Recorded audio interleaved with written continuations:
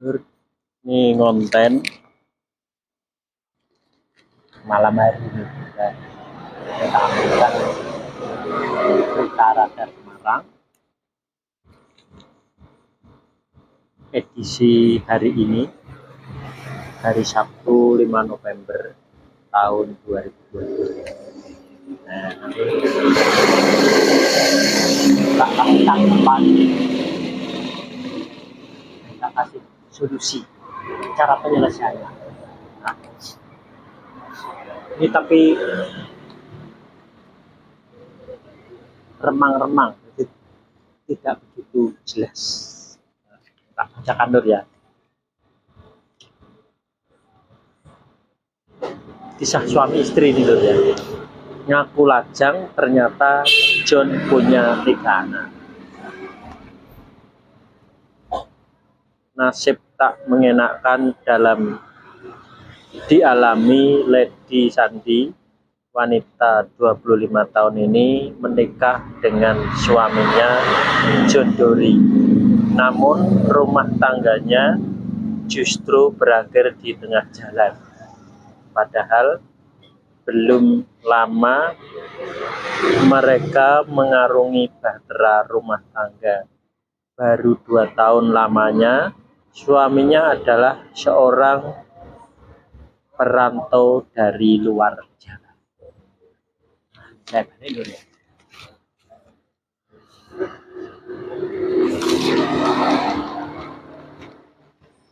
Ada teman.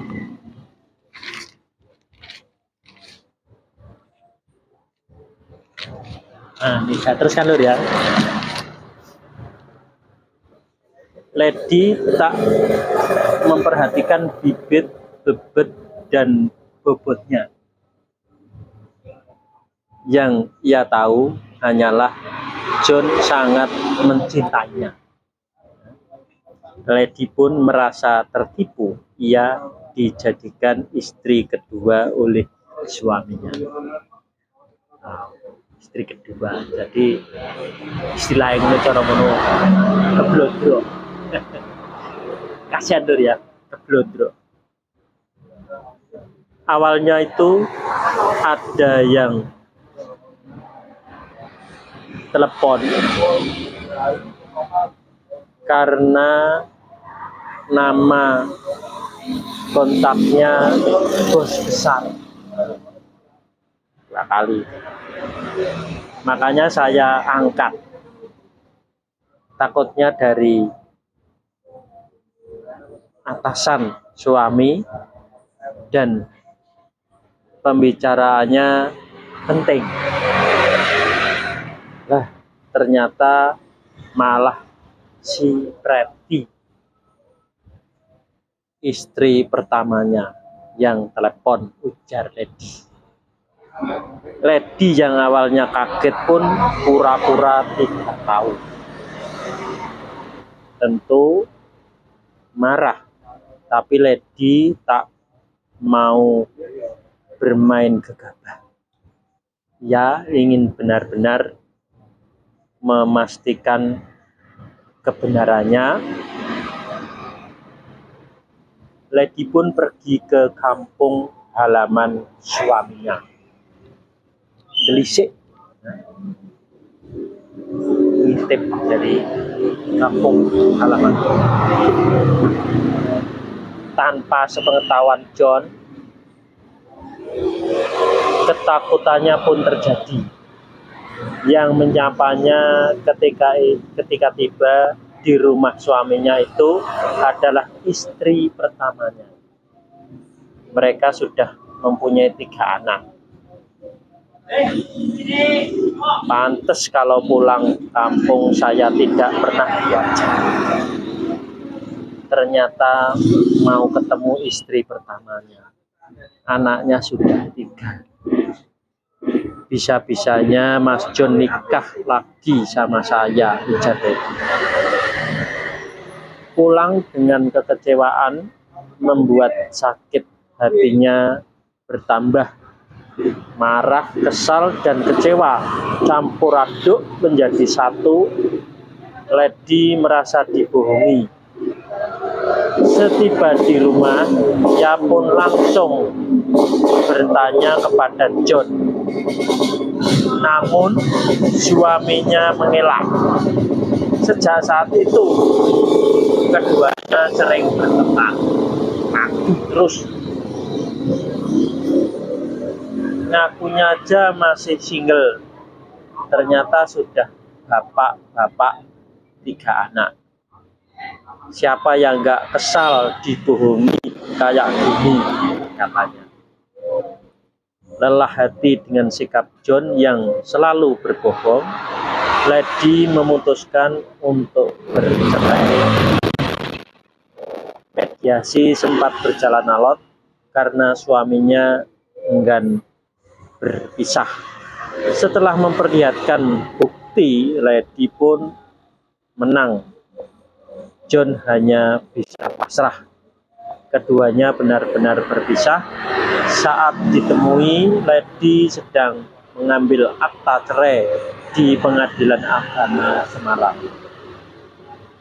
Daripada disebut perebut istri orang, kan mending pisah, hidupnya juga lebih tenang misalnya.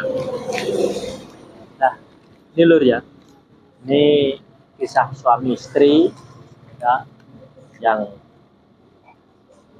sebelumnya tidak mengerti kalau sing suaminya ini ternyata sudah punya 3 anak. Nah, dia waktu perkenalan nggak tahu, pokoknya kelihatannya cinta, terus akhirnya setelah ditawari oh saja. Nah ini loh, ini istilahnya cara keblodrok. Nah ini sebetulnya Mbak Lady Sandi itu biar tidak keblondro itu mudah sekali, ya dong? Jadi kenapa bisa keblondro? Kenapa tidak milih-milih? Jadi Mbak Lady pun tidak bisa disalahkan, dia tidak salah. Ini intinya itu dari kedua orang tuanya si Mbak Lady. Nah, yang menyebabkan keblondro. Padahal ini milih sendiri.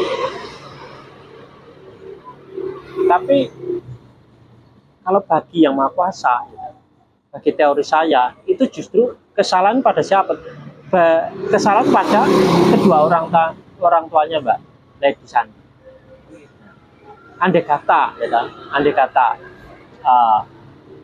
Mbak Lady Sandi mendapat ridho pasrah sumeleh dari kedua orang tuanya setiap hari, tidak bakal Mbak Lady Sandi itu keblondro sampai seperti ini. Nah, bisanya keblondro itu karena tidak mendapatkan ridho pasrah sumeleh dari kedua orang tuanya, gitu. Itu makanya semua orang tuh kalau bisa itu menggunakan teori ridho pasrah sumeleh. Nanti nggak akan kehidupan itu sampai keblondro atau kesulitan, susah, tidak ada ya. Secara otomatis. Silahkan dicoba ya. Jadi bisanya keblondro itu karena belum mendapatkan ridho pasrah sumeleh dari kedua orang tua. Nah, sedangkan si suaminya, ya, kenapa dia sukanya menduakan, ya, itu karena juga ucapan dari orang tuanya. Jadi istilahnya woe buahnya jatuh tidak jauh dari pohonnya. Nah ini jadi nek cara Jawane woe tiba ora doh saka wite. Niru orang tuanya, nggak tahu orang tua yang laki-laki atau orang tua yang perempuan. Mungkin ya orang tuanya ya seperti itu, akhirnya nurun. Nah, bagaimana biar tidak nurun? Ini juga nanti si Mas Jondori ini bisa nurun ke anak juga.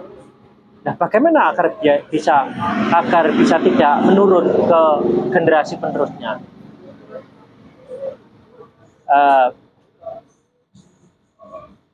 Mas Jondori minta ridho pasrah semuanya sama kedua orang tua. Nah, sedangkan ketiga anaknya itu diridhoi ridho pasrah sumeleh. Jadi sama atasannya putus, ya kan? Kedua anaknya putus, sama anaknya 3 itu juga keputus. Nah, inilah, ini nanti kehidupannya Mas Jondori itu akan lepas, jadi enak, jadi enteng. Nanti nggak gelayapan lagi mencari istri-istri yang lain, kan mengecewakan sama istrinya. Nah, buktinya sama istrinya ngebel, telepon sama Mbak Lady Sandi. Itu kan berarti kan dia kecewa, ya kan? Begitu tahu, cari, ngubungi, delisik, itu istilah katanya.